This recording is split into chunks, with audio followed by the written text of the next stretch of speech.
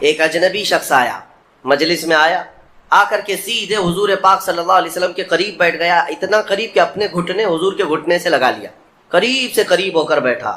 صحابہ کرام اور بھی مجلس میں تھے، سب دیکھ رہے تھے، اور وہ اجنبی جو شخص آیا تھا اس کو کوئی بھی پہچانتا نہیں تھا۔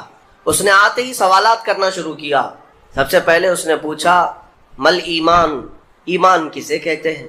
رسول پاک صلی اللہ تعالیٰ علیہ وسلم نے جواب دیا، اس بات کا اقرار کرو کہ اللہ تبارک و تعالیٰ کے سوا کوئی معبود نہیں، محمد صلی اللہ تعالیٰ علیہ وسلم اللہ کے رسول ہیں، فرشتوں پر اور اللہ کی کتابوں پر، رسولوں پر، تقدیر پر، قیامت کے دن پر اور مرنے کے بعد دوبارہ زندہ ہونے پر یقین رکھنا۔ اس اجنبی شخص نے پوچھا مل اسلام، پھر اسلام کیا ہے؟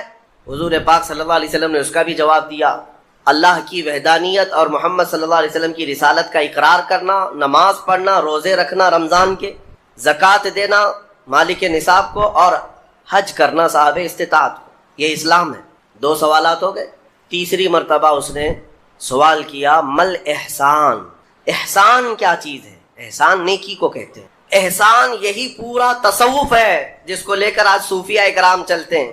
اس نے پوچھا احسان کسے کہتے ہیں؟ اب جواب میں میرے آقا صلی اللہ علیہ وسلم نے 2 جملے ارشاد فرمائے، وہ ہماری پوری زندگی کو گھیرے ہوئے ہیں۔ کیا فرماتے ہیں؟ ان تعبد اللہ کانک تراہ وان لم تکن تراہ فانہ یراک۔ رسول پاک صلی اللہ علیہ وسلم فرماتے ہیں احسان کا مطلب یہ ہے کہ تم اللہ کی عبادت ایسے کرو جیسے تم اسے دیکھ رہے ہو۔ عبادت نماز کی بات نہیں، عبادت میں سب چیزیں آ جاتی ہیں۔ روزہ بھی عبادت ہے، زکوٰۃ بھی عبادت ہے، حج بھی عبادت ہے، خیرات بھی عبادت ہے، نماز بھی اس کا ایک حصہ ہے۔ اور رسول پاک نے فرمایا یہ ساری عبادت ایسے کرو جیسے تم اللہ کو دیکھ رہے ہو، اور اگر تمہاری یہ کیفیت نہیں آ پاتی تو ایسی عبادت کرو کہ اللہ تمہیں دیکھ رہا، یہ خیال تو آ جائے کہ اللہ تمہیں دیکھ رہا ہے۔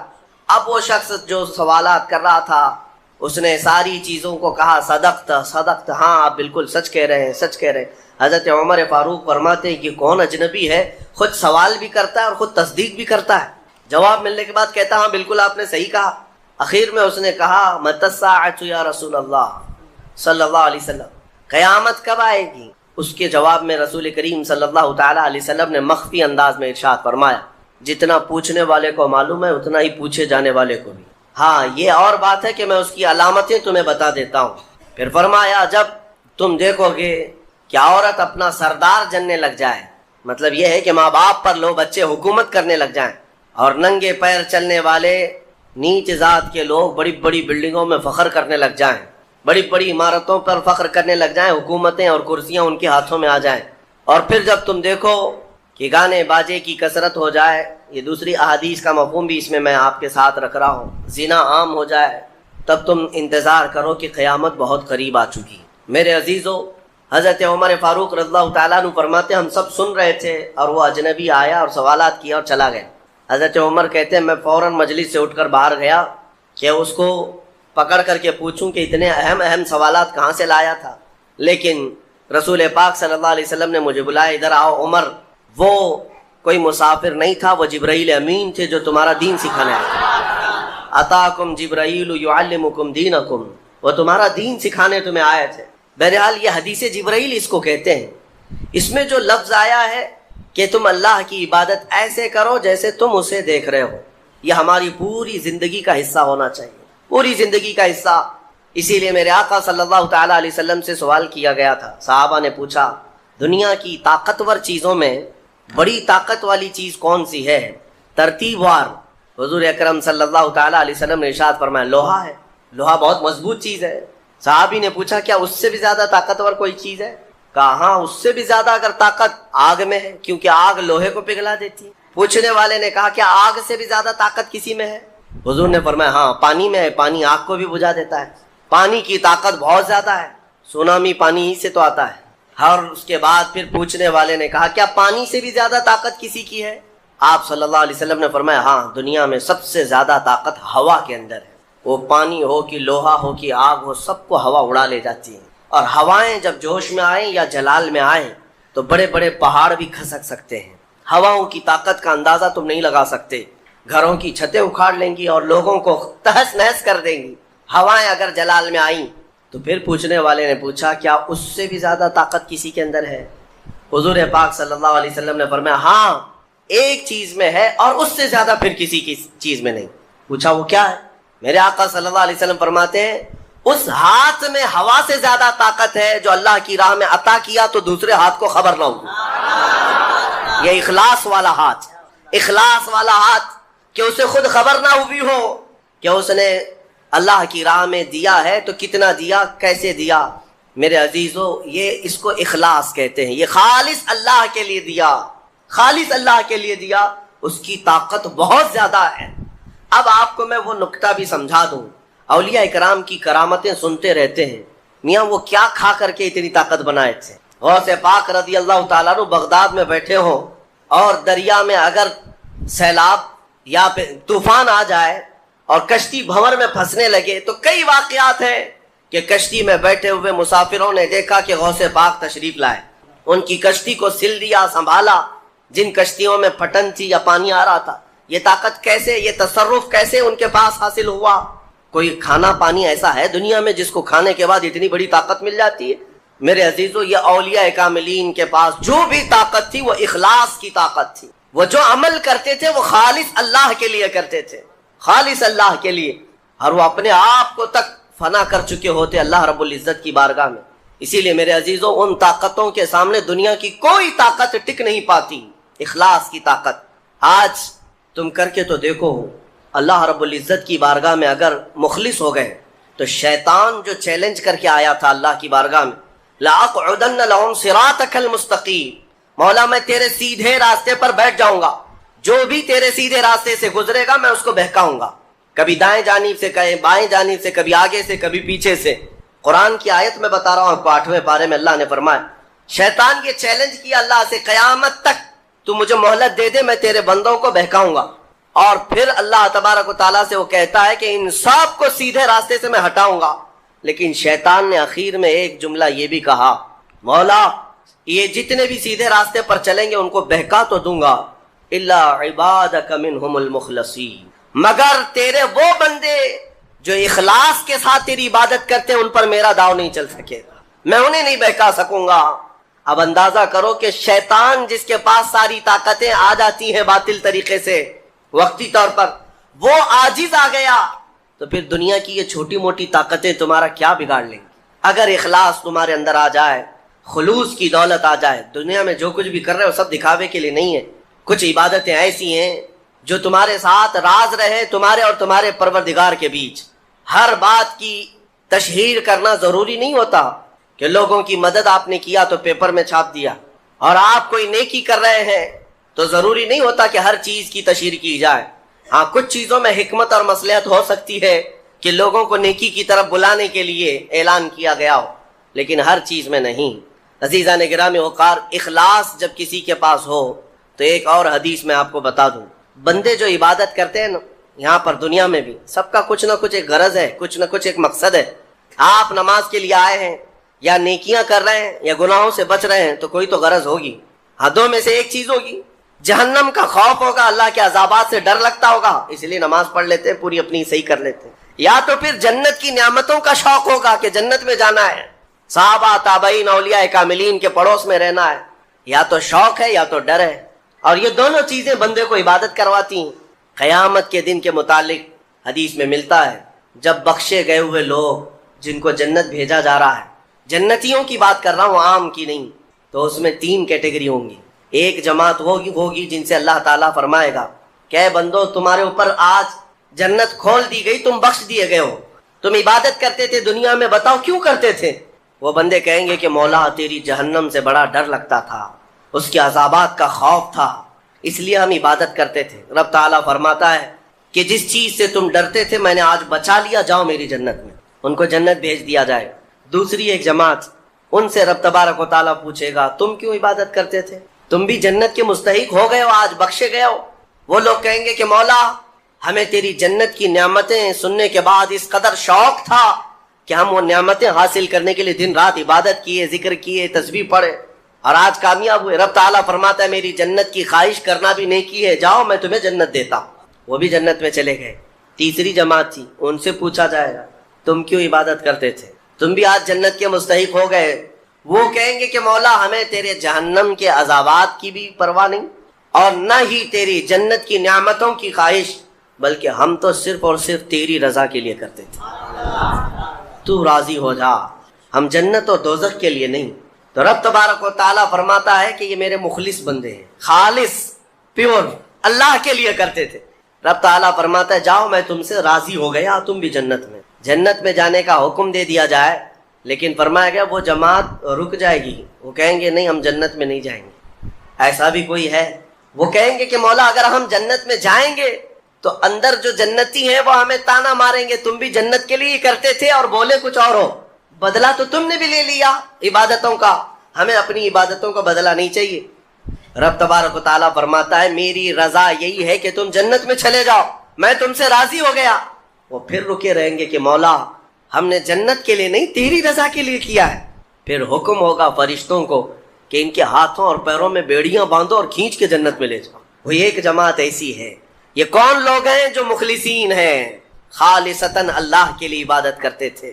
عزیزان گرامی وقار، جو اللہ رب العزت کے لیے کرنے والے لوگ ہیں، اللہ تعالیٰ ان کو ہمیشہ ذلت اور رسوائی سے محفوظ رکھتا ہے۔ اخلاص، بنی اسرائیل میں ایک خاتون تھی اور اس کا بڑا گھرانہ تھا، اس کا باپ جو تھا وہ بڑا کنجوس اور بخیل آدمی، بڑے پیسے والا۔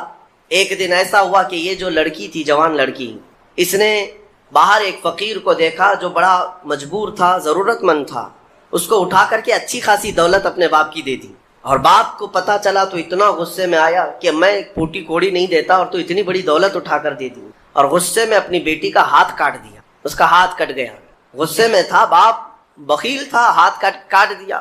بہرحال کٹے ہوئے ہاتھ کے ساتھ وہ رہنے لگی، تھی اللہ رب العزت کی رضا چاہنے والی۔ کئی دن تک اسی طرح گزر گئے۔ اب باپ بڑے پیسے والا تھا، اس زمانے میں وہ ہاتھ چھپا کر کے رہی۔ پھر اس کا رشتہ آیا ایک بہت بڑے خاندان سے، اور بڑے خاندان کا جو شہزادہ تھا اس نے پسند کر لیا۔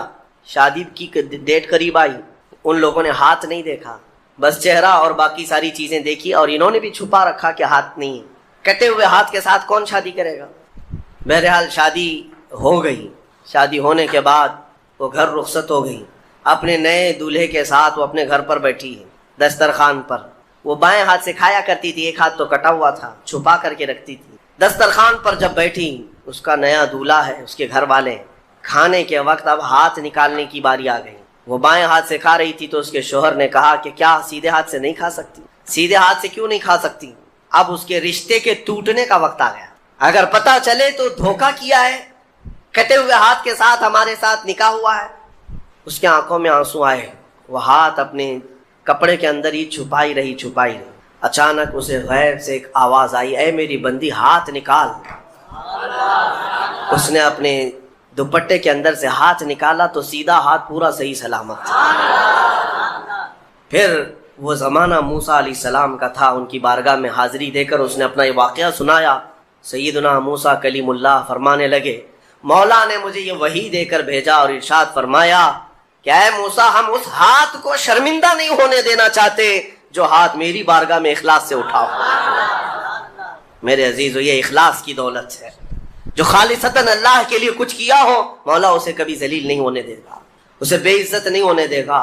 اسی لیے کچھ کام ایسے کر جاؤ جو خالصتاً اللہ کے لیے ہو، رب تبارک و تعالیٰ کے لیے اب تک کیا کیا ہے اس کا بھی آپ کے پاس کچھ تو ہونا چاہیے۔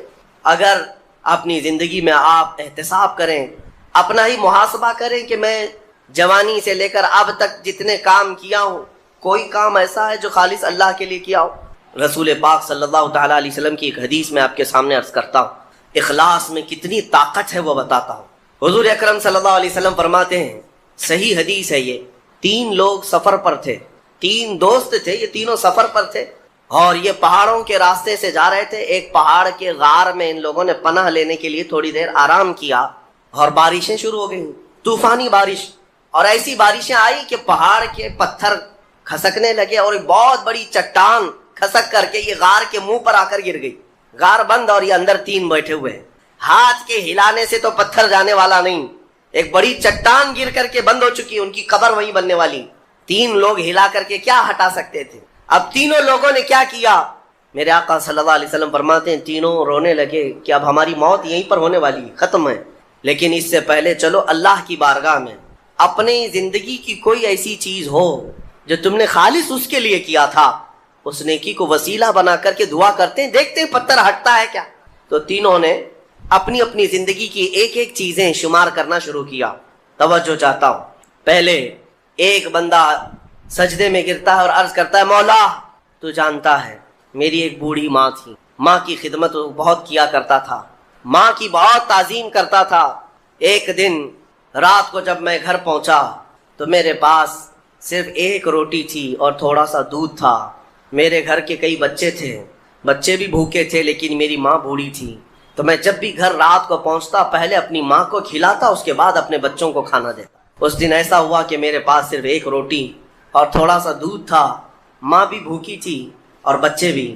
بچے آ کر لپٹ گئے، کہنے لگے کہ ہمارے لیے کھانا بھوک کی شدت ہے۔ میں نے بچوں کو تھوڑی دیر کے لیے بٹھایا گھر کے باہر اور اس روٹی کو چور کر دودھ میں اپنی بوڑھی ماں کو کھلایا۔ میری بوڑھی ماں جو بھوکی تھی وہ پوری روٹی کھا گئی اور پورا شکم سیر ہو کر وہ دعا کرتے ہوئے سو گئی۔ اس رات کو میں بھی بھوکا رہا، میرے بچے بھی بھوکے رہے، ہمارے گھر میں اس کے علاوہ کوئی کھانا نہیں تھا۔ اے رب ذوالجلال، میں نے اپنی ماں کے ساتھ یہ جو حسن سلوک کیا خالص تجھے راضی کرنے کے لیے، خالص تجھے راضی کرنے کے لیے۔ مولا اگر یہ میری نیکی تجھے پسند ہے تو یہ چٹان کو ہٹا دے۔ وہ دعا کر رہا تھا، چٹان تھوڑی کھسک گئی۔ جو نمازیں نہیں پڑھتا، جو اللہ کی عبادت نہیں کرتا، اس کو قرضہ بھی مت دو، قرض بھی مت دو۔ کہا کیوں؟ قرض سے اس کا کیا تعلق؟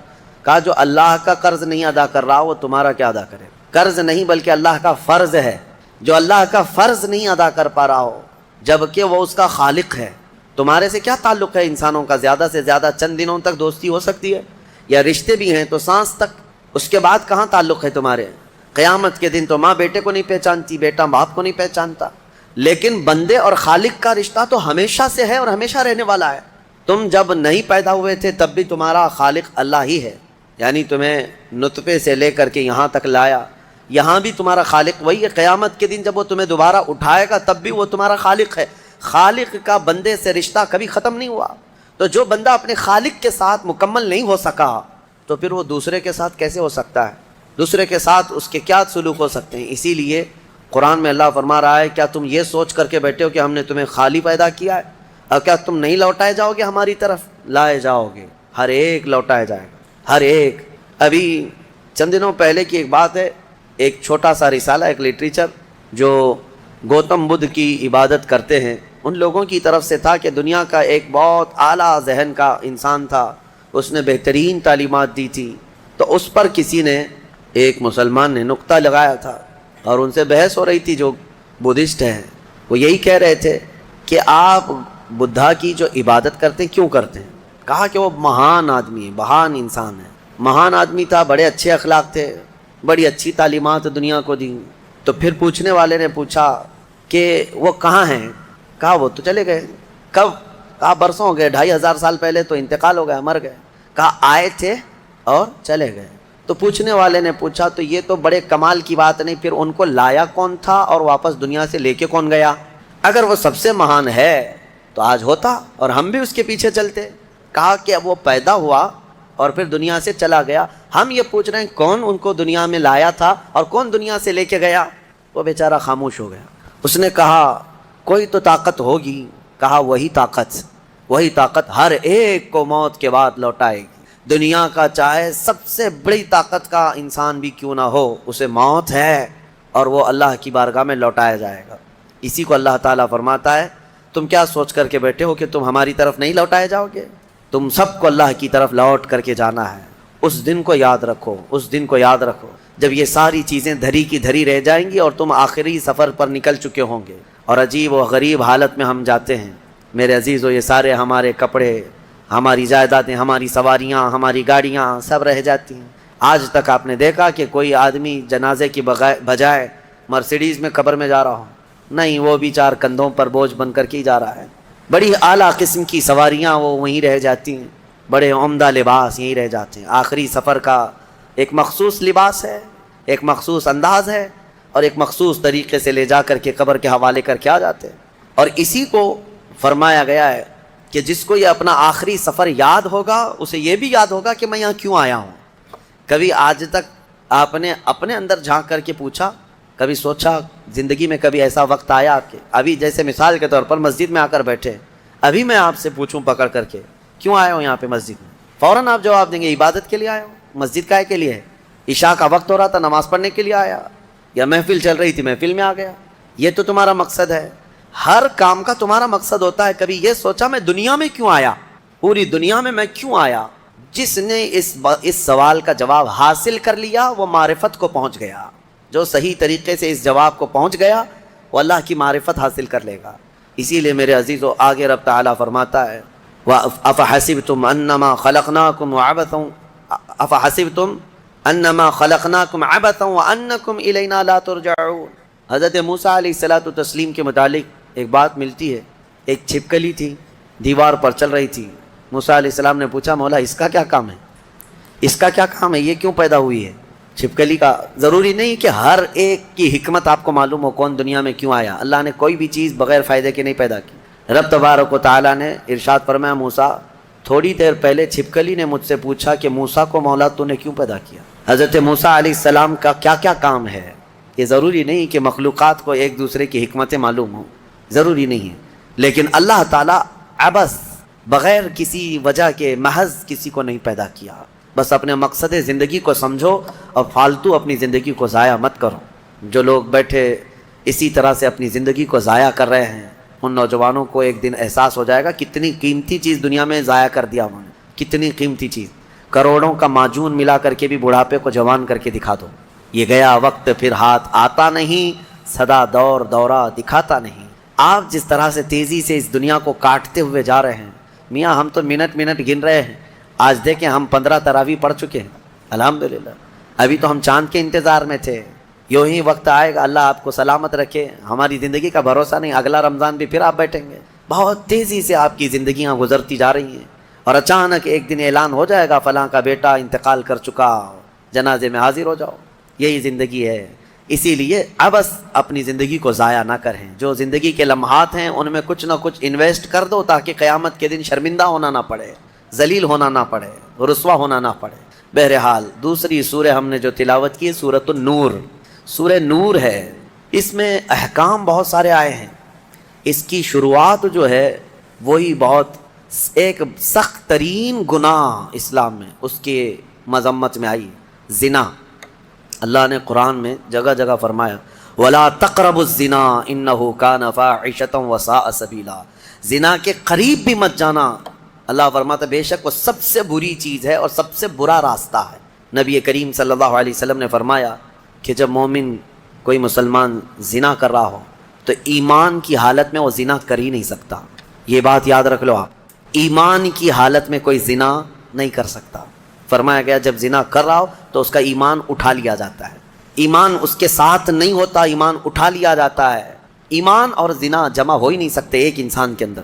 یہ بہت سخت وعید ہے میرے آقا صلی اللہ علیہ وسلم کی حدیث پاک میں۔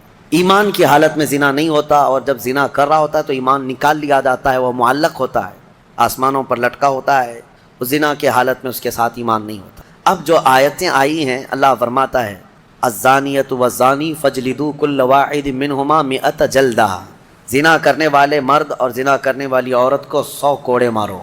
یہ ان کے لیے ہے جو غیر شادی شدہ ہے، اور جو شادی شدہ ہیں ان کے لیے رجم ہے۔ رجم کا مطلب ہے پتھروں سے اتنا مارو کہ وہ ختم ہو جائے، ان کی موت تک انہیں سنگسار کرنا ہوگا۔ یہ اتنی ہیبت ناک سزا ہے دنیا میں کہ دیکھو تو رونگٹے کانپ جائیں آپ کے، لیکن لوگوں کو ایسا لگتا ہے کہ ایسی اتنی بڑی سخت سزا کیوں ہے؟ میرے عزیزو یہ ایک ناسور ہے، ایک کینسر ہے معاشرے کا، ایک کینسر ہے۔ جب کیمو کرتا ہے ڈاکٹر تو بہت سخت تکلیف ہوتی ہے، کیمو تھراپی آسان نہیں ہے، پورے جسم کے بال جل جاتے ہیں، خون میں پتہ نہیں کیا سے کیا ہو جاتا ہے۔ کیوں؟ ایک پھوڑی کہیں پر کینسر کی آئی ہوتی ہے، اس کو ختم کرنے کے لیے پتہ نہیں 10 12 کیمو دیے جاتے ہیں۔ زنا جو ہے پورے معاشرے کا ناسور ہے، کینسر ہے، اور اگر اس پھوڑی کو نہیں ختم کیا گیا تو ہر ایک کے ہاں یہی چیز، یہی پھوڑی ہوگی، یہ وائرس کی طرح پھیلے گا۔ اور اسلام نے یہ سب سے بڑی سزا رکھی ہے زنا میں، سب سے بڑی سزا ہے۔ آج دنیا یہ مطالبہ کر رہی ہے کہ ریپسٹ کو اسلامی سزا دی جائے۔ کیوں؟ ان کی بیٹیوں کا جب ریپ ہو جائے تو وہ چلاتے ہیں اسلام وہ ہے جو ہر ایک کی بیٹی کو بیٹی کا ہی درجہ دیتا ہے، ایک عظیم خاتون کا ہی درجہ دیتا ہے۔ زنا چاہے بالجبر ہو بالرضا ہو، دونوں زنا ہے۔ یعنی زور زبردستی کیا ہوا زنا ہی ہے، خوشی سے کیا ہوا اور بڑا گناہ ہے، اور بڑا گناہ ہے، اس میں اور زیادہ ہلاکت ہے۔ اس کے متعلق حدیث پاک میں ہے زانی کے لیے 15 عذابات ہیں، 15 عذاب ہیں، 5 دنیا میں دیے جائیں گے، 5 قبر میں دیے جائیں گے، اور 5 قیامت کے دن دیے جائیں گے۔ یہ 15 عذابات وہ جھیلتا رہے گا زانی، 5 دنیا میں، 5 قبر میں، اور 5 قیامت کے دن۔ جو سب سے بڑا عذاب ہے اس کے لیے، میں نے جو سمجھا، یہ 15 کی میں اگر تفصیل بیان کروں تو بہت لمبا ٹائم جائے گا۔ یہ 15 عذابات کیا کیا ہیں؟ دنیا میں جیسے اس کے رزق کی برکت ختم ہوگی، اس کے چہرے کی رونق اٹھا لی جائے گی، اور جو 5 عذابات اس کے دنیا میں ہونے والے ہیں، اس طرح سے 15 عذابات میں جو سب سے بڑا عذاب میں نے جو سمجھا وہ یہ ہے کہ قیامت کے دن رب تعالیٰ اس کی طرف نظر بھی نہیں فرمائے گا۔ یہ سب سے بڑا عذاب نہیں ہے تو اور کیا ہے؟ اور نبی پاک صلی اللہ تعالیٰ علیہ وسلم کی بہت ساری حدیثیں ہیں کہ اللہ تعالیٰ اس کو نہ عرش کا سایہ عطا فرمائے گا اور نہ اس کی طرف نظر فرمائے گا، بلکہ یہ فرمایا کہ جنت 500 سال کی مسافت سے اس کی خوشبو آ رہی ہوگی، لیکن زانی وہ خوشبو بھی نہیں سونگھ سکے گا۔ بڑی سخت سزا ہے۔ اور میرے عزیزو، اس سورے میں اللہ تعالیٰ نے کئی مرتبہ یہ زانیوں کا ذکر فرمایا، الزانیۃ والزانی فجلدوا کل واحد منہما 100 جلدہ، 100 کوڑے مارو، ولا تأخذکم بہما رأفۃ فی دین اللہ، اور اللہ کے دین میں کوئی ہمدردی مت لینا، یہ بھی حکم ہے۔ کسی کے ساتھ نرمی مت کرنا، ایسے اگر کسی کے ساتھ ہو گیا ہے تو۔ ان کنتم تؤمنون باللہ والیوم الاخر، اللہ فرما رہا ہے اگر تم اللہ اور آخرت پر ایمان رکھتے ہو تو ذرا برابر بھی نرمی نہ لینا اس پر۔ وہ اور دوسرا ایک اور سخت حکم یہ ہے، وَلْيَشْهَدْ عَذَابَهُمَا طَائِفَةٌ مِّنَ الْمُؤْمِنِينَ، زانی اور زانیہ کو چپکے سے کہیں سزا مت دے دینا، بلکہ اللہ فرما رہا ہے ان دونوں کے عذاب پر پورے مومنوں کو گواہ بناؤ، سب کے سامنے ان کی سزا ہو۔ آپ کو پتہ ہے نبی پاک صلی اللہ تعالیٰ علیہ وسلم کے صحابہ میں حضرت ماعز اسلمی کا نام ملتا ہے، ایک صحابی تھے۔ یہ ایک دن روتے ہوئے بارگاہ رسالت میں آپ صلی اللہ علیہ وسلم میں آئے، کہا آقا مجھ سے گناہ ہو گیا ہے۔ حضور نے فرمایا کیا ہوا؟ کہا کہ میں بتا نہیں سکتا۔ حضور نے پھر پوچھا بتاؤ تو صحیح کیا ہوا ہے؟ کہا بولتا ہوں تو منہ کو کلیجہ آ جاتا ہے، کلیجہ منہ کو آ جائے اس طرح کی چیز ہے میں نہیں کہہ سکتا۔ حضور نے فرمایا بتاؤ ماعز تمہارے لیے ہم ذریعے حل تلاش کر کے بتا دیں؟ انہوں نے کہا یا رسول اللہ مجھ سے زنا ہو گیا ہے۔ اتنا کہنا تھا، نبی پاک صلی اللہ علیہ وسلم نے اپنا چہرہ پھیر لیا،